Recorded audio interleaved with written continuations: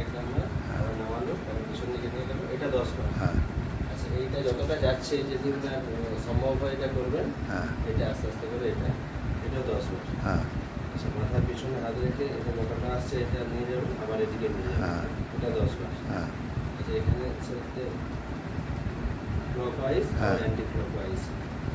হ্যাঁ আর এটা যেটা করবেন এইভাবে ওয়ান টার্নিং এইভাবে ধরবেন, হ্যাঁ আস্তে আস্তে আস্তে আস্তে আস্তে আস্তে করে যতটা আমরা বসছি, হ্যাঁ যেখানে পেন হচ্ছে সেখানেই থেমে। 10 সেকেন্ড হোল্ড করুন, আচ্ছা আবার ব্যাক টু দ্য প্রিভিয়াস পজিশনে আসবে। আচ্ছা ধীরে ধীরে একটু একটু করে আগাবে, ধরুন একটা লাইন টেনে টেনে দেখবে কতটা আগাচ্ছে আস্তে আস্তে, তাহলে এবারে পুরো উঠে যাবে একদম। এটার উপরে বেশি গুরুত্ব দিতে হবে। আর একটা এরকম হ্যাঁ, এমনি পেন্ডুলাম এক্সারসাইজ এইভাবে দোলাবেন, আবার ফ্রন্টে দোলাবেন, আবার এইভাবে ঘোরাবেন ক্লকওয়াইজ আবার অ্যান্টি ক্লকওয়াইজ। আর পিছন দিকে ওনার যদি না যায় এইভাবে ঘুরে আস্তে আস্তে চেষ্টা করবে, গামছা দিয়ে এরকমভাবে আচ্ছা। টানতে হবে। গাম- ডান হাত হয় এইভাবে, আর যদি বাম হাত হয় তাহলে গামছাটা এইভাবে ধরে এইভাবে টানতে হবে। আচ্ছা এগুলো তুমি আচ্ছা মেনলি এই সাইড টার্নিংটা করবে। এই আচ্ছা সাইড টার্নিং যেহেতু ওনার এই অ্যাট্রাকশন হ্যাঁ, অ্যাট্রাকশন হ্যাঁ, মুভমেন্টেই প্রবলেম হ্যাঁ হচ্ছে।